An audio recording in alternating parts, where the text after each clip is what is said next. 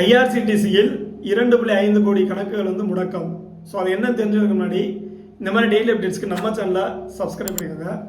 So India முழுக்க ரயில்வேல book பண்ணுறதுக்காக இருக்கிறதும் சரி, அதே மாதிரி வந்து தக்கலில் டிக்கெட் எடுக்கிறதுக்காக சரி, நம்ம எல்லாமே யூஸ் பண்ணுறது IRCTC website and IRCTC app தான்.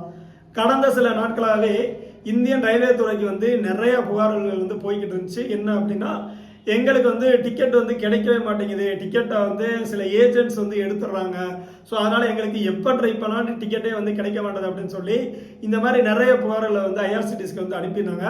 ஐஆர்சிடிசியுமே என்ன பண்ணியிருந்தாங்க அப்படின்னா, நிறைய மாறுதல்களையும் சரி, நிறைய சேஞ்சஸ்களையுமே வந்து கொண்டு வந்துருந்தாங்க.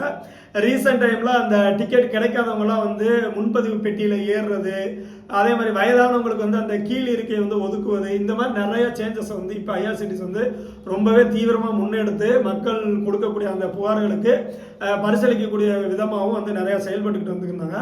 அந்த வகையில் இப்போ 2.5 கோடி போலி கணக்குகளை வந்து முடக்கியிருக்காங்க.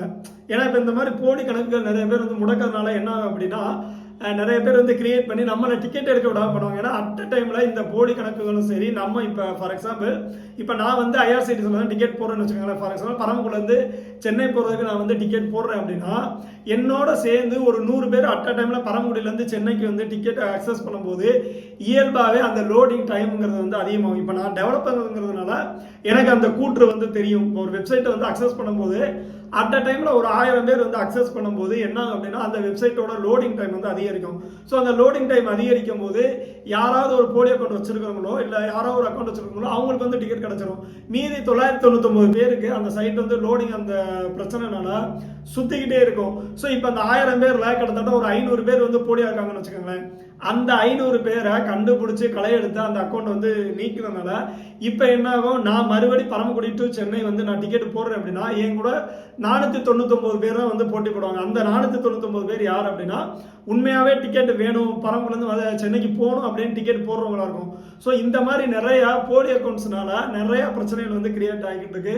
அதே மாதிரி லோடிங் இஷ்யூவாக இருக்கட்டும், அதே மாதிரி பேமெண்ட் கேட்வேல அந்த அமௌண்ட் பே பண்ணுற இஷ்யூவாக இருக்கட்டும், இந்த மாதிரி நிறையா வந்து இஷ்யூ ரெகுலராக வந்துகிட்டு இருக்கனால இப்போ ஐஆர்சிடிசி ரொம்ப தீவிரமாகவே இந்த களையெடுப்பு பணியை வந்து தொடங்கியிருக்காங்க. கிட்டத்தட்ட 2.5 கோடி பேரோட போலி அக்கௌண்ட் வந்து இப்போ நீக்கியிருக்காங்க.